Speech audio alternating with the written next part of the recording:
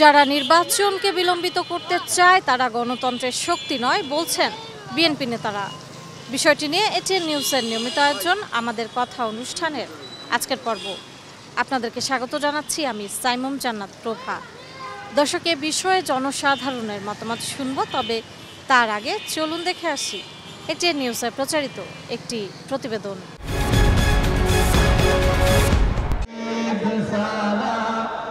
শনিবার নয়াপল্টনে বিএনপির কেন্দ্রীয় কার্যালয়ে দলের চেয়ারপারসন বেগম খালেদা জিয়ার জন্মবার্ষিকী উপলক্ষে যুবদল আয়োজন করে দোয়া মাহফিলের। সেখানে প্রধান অতিথির বক্তব্যে দলের স্থায়ী কমিটির সদস্য সালাউদ্দিন আহমেদ বলেন, দেশের সমসাময়িক রাজনৈতিক প্রেক্ষাপটে বেগম খালেদা জিয়া দিক নির্দেশনা দিচ্ছেন।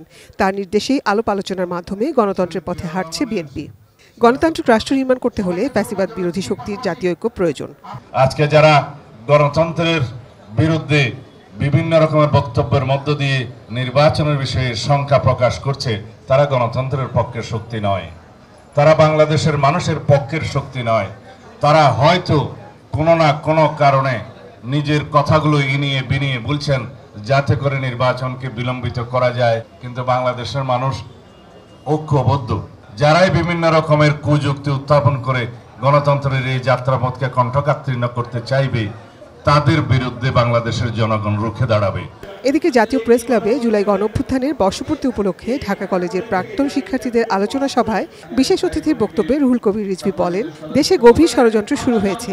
এক চেতনার বদলে এখন অন্য চেতনার উদয় হয়েছে। যদি আমার একমাত্রিক, আমার একদলীয়, আমার অমুক যদি আমার কথা না শুনে, আমার দল না করে, তাহলে সে মুনাফেক, তাহলে সে মুরতাদ, এই কথা বলে দেশের মধ্যে বিভাজন তৈরি করার প্রচেষ্টা চালাবেন না।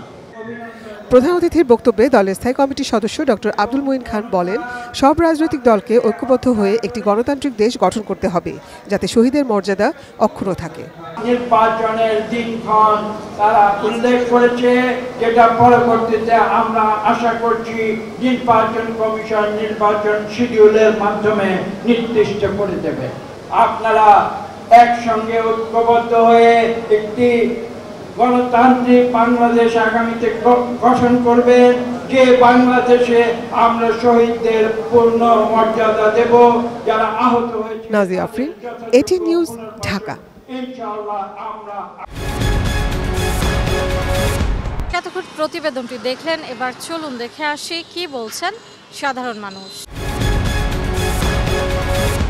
নির্বাচনটা অনেক দ্রুত হওয়া দরকার, কারণ বর্তমান প্রেক্ষাপটে বাংলাদেশে যে অস্থিরতা চলছে সেটার জন্য নির্বাচনের বিকল্প নেই। কারণ একটা নির্বাচনী সরকারের অধীনে যে কোনো কিছু একটা কন্ট্রোলে থাকে, আইনের অধীনে থাকে। কিন্তু বর্তমান যেহেতু সরকার ভালোই করছেন, বাট আরও কন্ট্রোলের জন্য যেটা দরকার হচ্ছে একটা নির্দলীয় সরকার নির্বাচনের মাধ্যমে নির্বাচিত হবে এবং সেটি দ্বারা দেশ সুষ্ঠুভাবে তার কার্য পরিচালনা করবে। জনগণের জন্য নির্বাচনটা দ্রুত করাই দরকার আমি মনে করি। দেশ ভালো থাকবে, জনগণও ভালো থাকবে। জাতীয় নির্বাচনটা এই অন্তর্বর্তী সরকারের কাছে কতটা নিরাপদ থাকবে, তার জন্য স্থানীয় নির্বাচনটা যদি আগে দেওয়া যায়, তাহলে সেই স্থানীয় নির্বাচন যদি সুষ্ঠুভাবে করতে পারে, তাহলে জাতীয় নির্বাচনটা সুষ্ঠুভাবে করতে পারবে, সেটা আমরা অন্তর্বর্তী সরকারের কাছে আশা করতে পারি। নির্বাচনটা নির্ধারিত সময় যে টাইমটা বর্তমান অন্তর্বর্তী সরকার নির্ধারণ করেছেন, সেই সময় হইলে দেশে গণতন্ত্র প্রতিষ্ঠিত হইবে, দেশে শান্তি শৃঙ্খলা ফিরে আসবে এবং গণতন্ত্র মজবুত হবে। আমাদের কথায় কক্সবাজার থেকে স্বাগত জানাচ্ছি, আমি অর্পণ বড়ুয়া। এবারও বিতর্কিত নির্বাচন হলে দেশ অনিশ্চিত এক ভবিষ্যতের দিকে ধাবিত হবে। যারা বিভিন্ন ধরনের কথা বলে নির্বাচনকে বিলম্বিত করতে চায়, তারা গণতন্ত্রের শক্তি নয় বললেন বিএনপি নেতারা।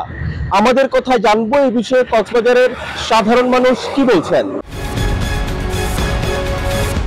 বাংলাদেশটা হচ্ছে গণতান্ত্রিক দেশ।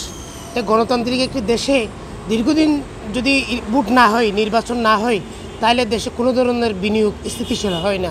ভোট যদি না হয় বাংলাদেশে, তাহলে আমাদের ভবিষ্যৎ অনিশ্চিত। গণতন্ত্র উত্তরণের জন্য বাংলাদেশে একটি অবাধ, নিরপেক্ষ, সুষ্ঠু নির্বাচন করা সময়ের দাবি। দেশের যদি শান্তি চাই, অবশ্যই যারা সাধারণ মানুষ তারাই শুধু একটাই তাদের দাবি, সেটি হচ্ছে দেশ যাতে শান্তিতে চলুক, যাতে সাধারণ মানুষগুলো সুন্দরভাবে চলতে পারুক, এটাই হচ্ছে সাধারণ মানুষের দাবি।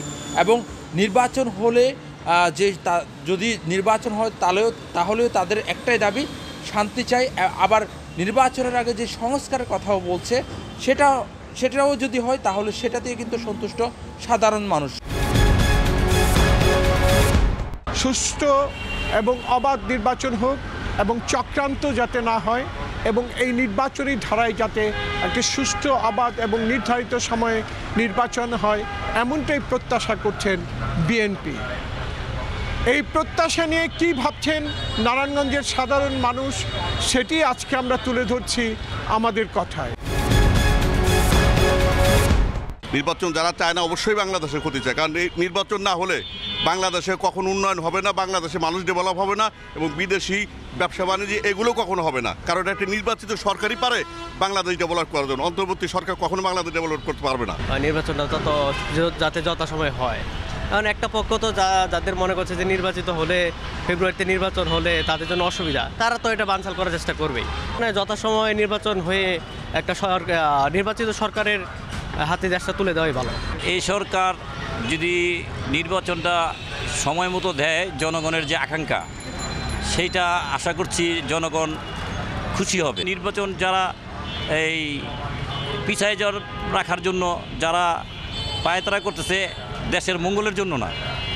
নির্বাচনটা হচ্ছে জনগণের ভোটের অধিকার রক্ষা করা, জনগণকে সম্মান করা, এটাই হচ্ছে নাগরিক সেবা। একটা নির্বাচন সত্যি দরকার আমাদের দেশে, কারণ দেশের যে পরিস্থিতি চলতেছে এটা যদি কন্ট্রোল করতে হয় অবশ্যই নির্বাচন লাগবে।